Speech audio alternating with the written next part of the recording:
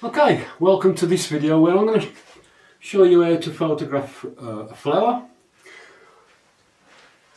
on a black background. So just an example shot coming up here. So what we're looking for is getting a reflection, and where a lot of people go wrong with this is they use a mirror. And a mirror basically is a piece of glass with silver foil underneath that gives you the reflection. And the downside of that is if you use a mirror to get the reflection, what you'll get is like a double image because it's going through the glass and you've got the thickness of the glass and you don't get a very nice reflection. So the best thing you can use is this. So this is an eye gloss piece of acrylic. You can buy these on Amazon. And I think for this A3 size, 2 pieces of this, which is 2mm thick, this one. I've also got some 3mm, which I prefer a little bit more. It's not quite so flexible and doesn't bend so much. For the 2mm, I think it was about £14.50, something like that. And the same price for 1 piece of A3 3mm. There's different brands, different makes, but you know, it will do the job as long as it's eye gloss. The downside is it scratches fairly easily. So, you know, what I usually do is it has got a protective cover on when it comes, and always leave the one side of the protective cover on. And when this one becomes almost unusable, it gets too scratched, then you can turn it over, pull this off, and you're good to go again. But it still works, even with a few scratches on there, it still works in the type of situation that we're doing. So we've got the flower placed on here, and there's different ways you can light this. And we're going to go over different ways. But to start with, I'm using studio flash. Now you could just use a normal flash and set that up. And obviously settings are going to be different for each type of styling of lighting that we do.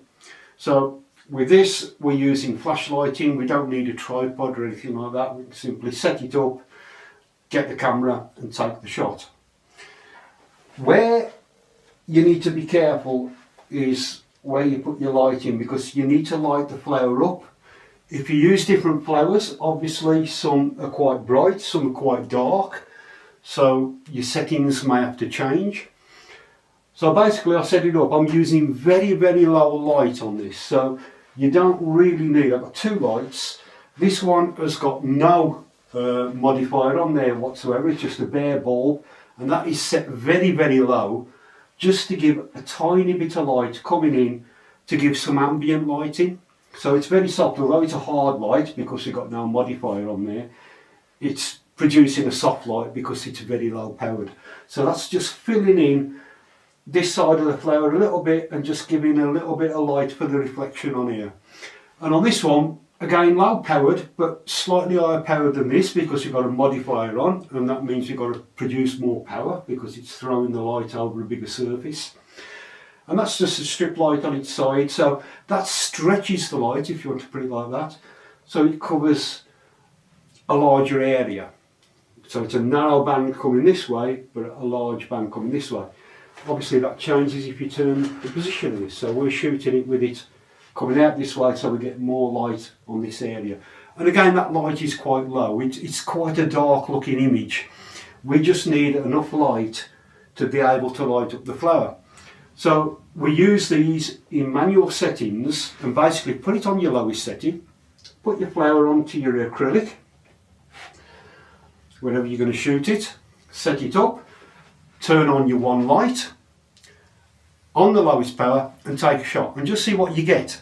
And if it's too dark, we always use the lights in manual mode, not TTL, so we just manual mode, and if it's too dark you simply turn it up until you've got the lighting you want, and then you turn on your other light and adjust that the same, so you can power it from the lowest setting, just gradually turn it up until you've got the value you want. Don't turn both lights on and try and do it that way, because you don't know, if you get problems, you don't know which light is causing it. So it's usually best to do the one, turn that off, and then do the other one, and then you'll get the right balance, and then turn them both on, take a shot and see what you get then.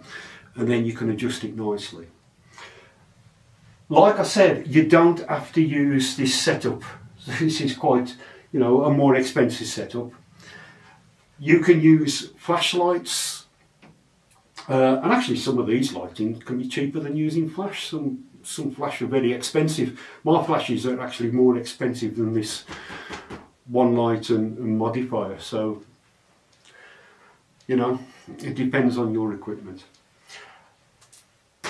However, you could even use torches or anything like that. If you use torches, which we'll look at after, then you need a tripod. You need to put your camera on a tripod so you get no movement, and obviously your shutter length then can be as long as it needs to be to get the exposure.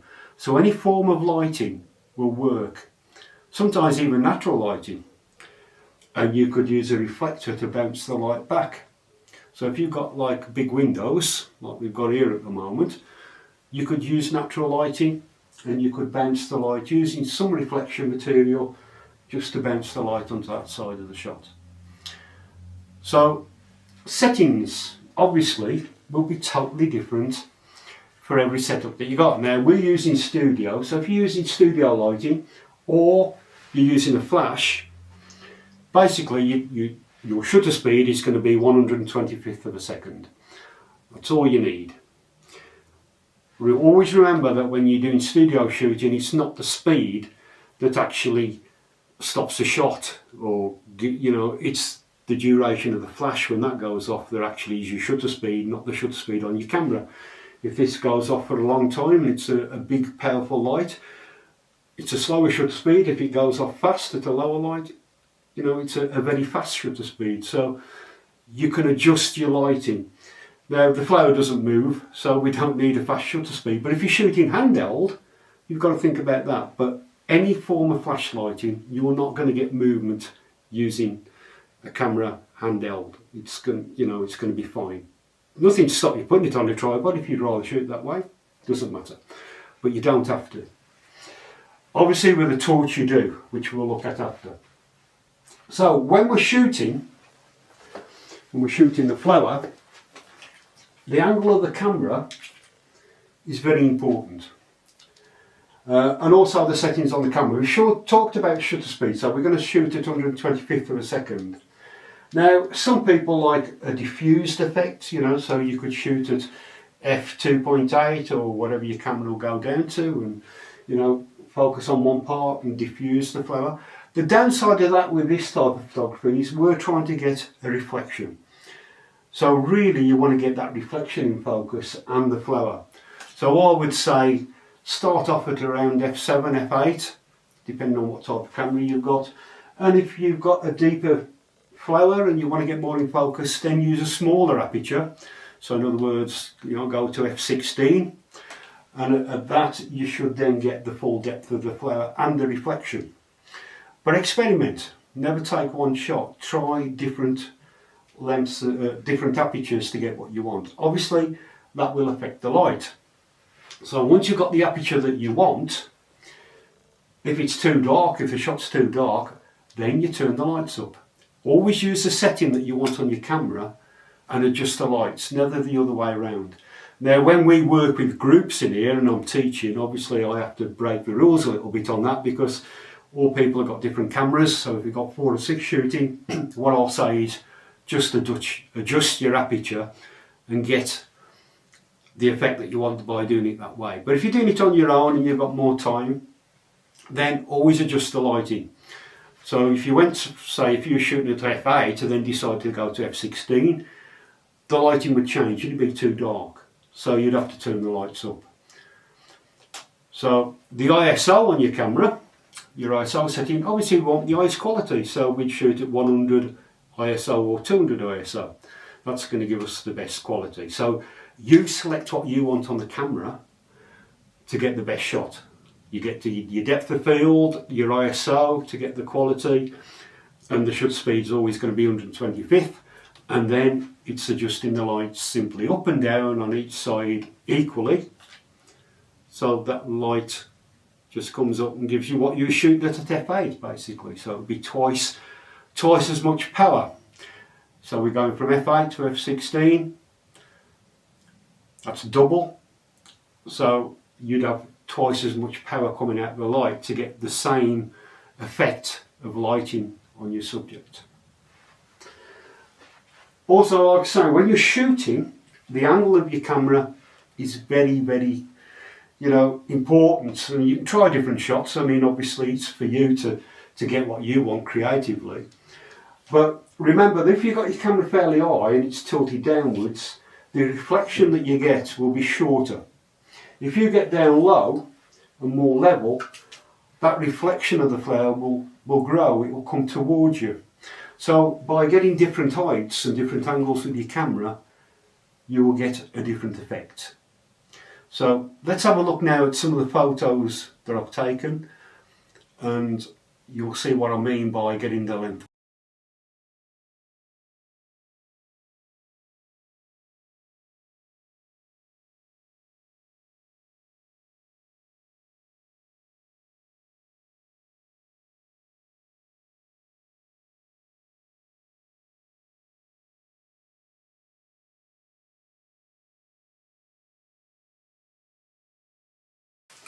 Okay, so what about other lighting other than studio flash? We haven't all got studio flash. Well, the simplest light we can get is natural light. So what I'm going to do now, I'm going to shoot the same photograph using natural light.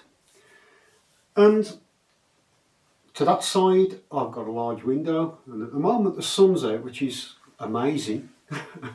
This is summer 2023 and we've had nothing but rain. But at the moment the sun's out, so we've got good light coming through the window. And I've got the flower set up exactly the same. But this time what I've got is the camera is set on a tripod. Now, the beauty of shooting on a tripod is we can control everything that we need. So what are the important things? The important things is the depth of field of the aperture to make sure that I get all that reflection. And notice I've got the camera set low, so that reflection is going to come towards me. So I've got the camera on the tripod, it's set low, and I want to get that full depth of field, so I'm going to shoot at f16. f16 will give me that full depth of field.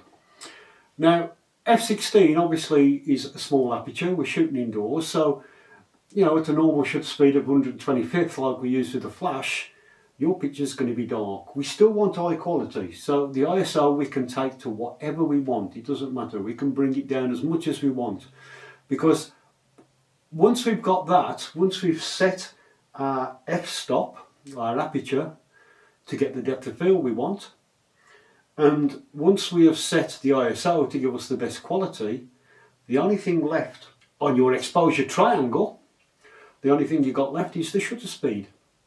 And that is how we control the image, because the camera's not going to move, the object isn't going to move, I hope.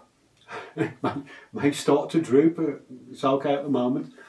So the shutter speed controls everything. We can make it as dark or as bright as we want by using the shutter speed. I've started off, let's actually go through this and we'll look in greater detail, and you can see the effects. I'm going to grab hold of the video camera. So when I change the shutter speed, I'll bring it up. So if I was to shoot at 125th of a second, basically that's what we're getting. It's dark.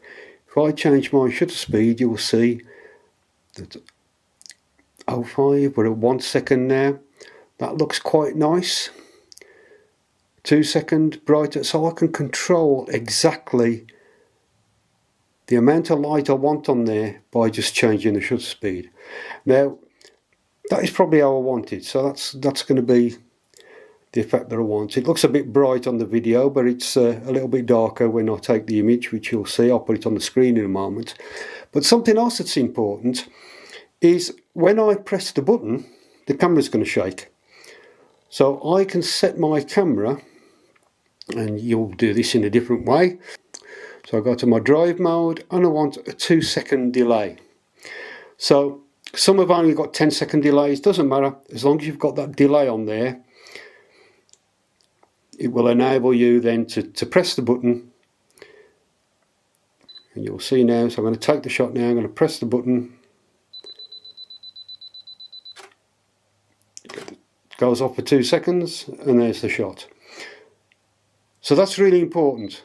If you didn't do that, as you press the button, although you're on a tripod, it might be sturdy, you're going to get movement.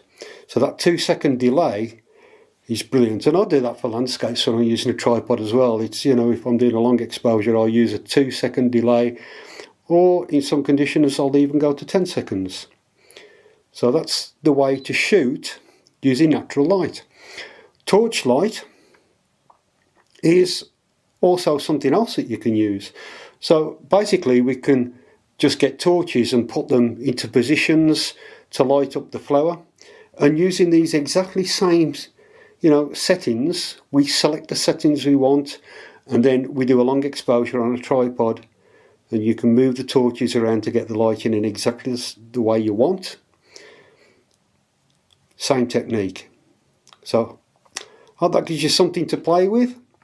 All the best from me, Les Arnott.